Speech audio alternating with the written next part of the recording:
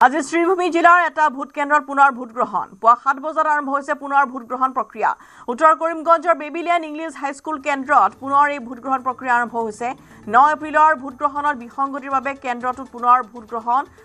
গ্ৰহণক লৈ কেন্দ্ৰটোত কটকটীয়া নিৰাপত্তা বেষ্টনী গঢ়ি তোলা হৈছে পুৱা 7 বজাৰ পৰা আৰম্ভ হৈছে ভোট গ্ৰহণ প্ৰক্ৰিয়া যদিওবা হেৰেঙা উপস্থিতি আৰু এজন দুজনকৈ এনেদৰে ভোটাৰ ৰাইজ ইতিমধ্যে অগ্ৰসৰ হৈছে এই ভোট কেন্দ্ৰটোলৈ শ্ৰীভূমিত এটা ভোট কেন্দ্ৰৰ পুনৰবাৰ ভোট গ্ৰহণ আজিৰ পৰা আৰম্ভ হৈছে 7 বজাৰ পৰা আৰম্ভ হৈছে পুনৰ ভোট গ্ৰহণ প্ৰক্ৰিয়া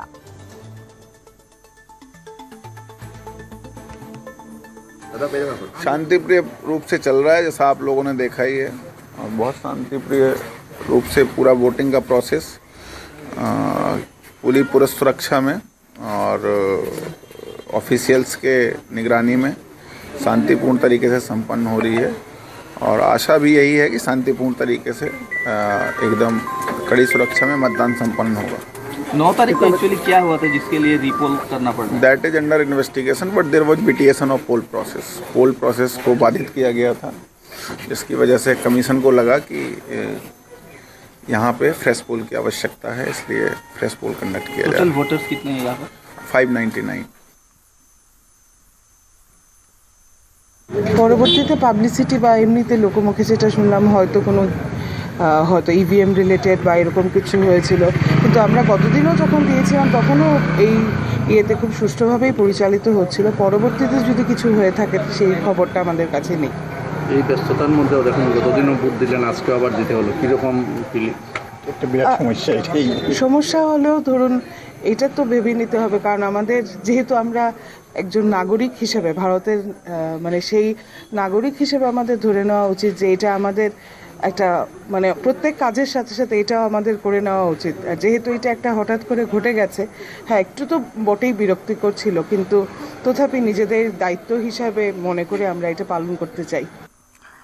আৰু এগৰাকী সচেতন নাগৰিকে ইতিমধ্যে মন্তব্য কৰিছে যে নিজৰ দায়িত্ব পালন কৰিবলৈ তেওঁলোক আহিছে কিন্তু এতিয়াও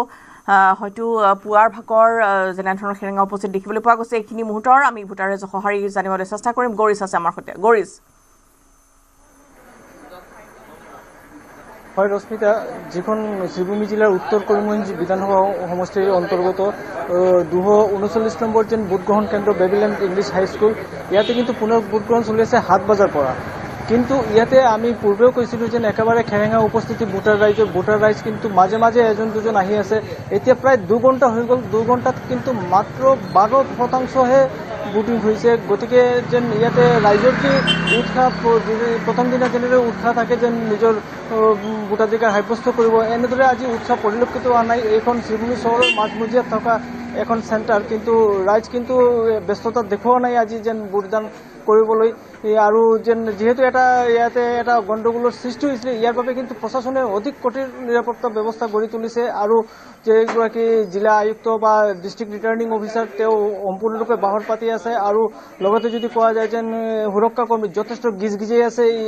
এইখিনি ঠাইত আৰু ভোটিং চলি আছে আমি ভিতৰৰ দৃশ্য অলপ দেখুৱাবলৈ চেষ্টা কৰিম ইয়াতে সকলে বাট চাই আছে যে ভোট কৰ্মীসকল বা সুৰক্ষা কৰ্মী আচলতে যিসকল এই কাৰ্যত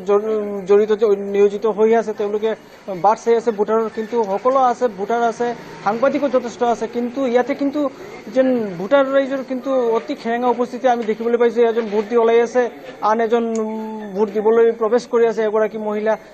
এনেদৰেই কিন্তু চলি আছে যেন ভোট পৰ্ব ইয়াতে হয়তো বেলি বাৰৰ লগে লগে আৰু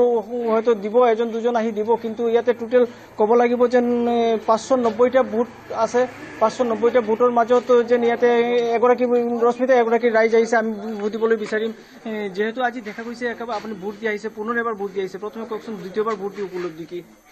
ভোট দিয়াৰ উপলব্ধি মানে এইটো ফাৰ্ষ্ট টাইম কি দুবাৰ ভোট দিলোঁ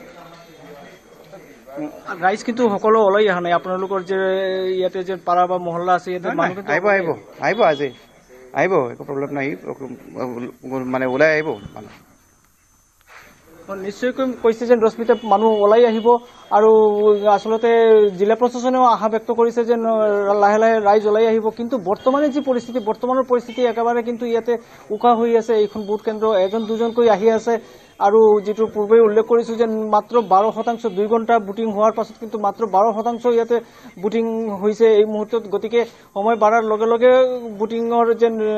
যি পাৰ্চেণ্টেজ বাঢ়িব পাৰে, কিন্তু পূৰ্বৰ দৰে এই কথা নিশ্চিত যেন পূৰ্বৰ দৰে যিমান কাষ্টিং হৈছিলে ইমান কাষ্টিং নহ'ব। ইয়াতে যথেষ্ট খেলি মেলিৰ অভিযোগ উত্থাপিত হৈছিলে। যিগৰাকী প্ৰিচাইডিং অফিচাৰ আছিলে তেওঁ ইয়াতে অসুস্থ হৈ পৰিছিলে। পৰৱৰ্তী সময়ত প্ৰিচাইডিং অফিচাৰক সলনি কৰি ভোট চলোৱা হৈছিলে 9 তাৰিখৰ দিনা, কিন্তু এয়া যেন মানি লোৱা নাই কমিশনে ইয়াতে পুনৰ ভোটগ্ৰহণৰ যি সিদ্ধান্ত লৈছে। আৰু এয়া হয়তো অসমত সম্ভৱতঃ বিধানসভা নিৰ্বাচনত এখনেই এটা কেন্দ্ৰ য'ত পুনৰ ভোটগ্ৰহণ চলি আছে। ধন্যবাদ গৌৰীশ।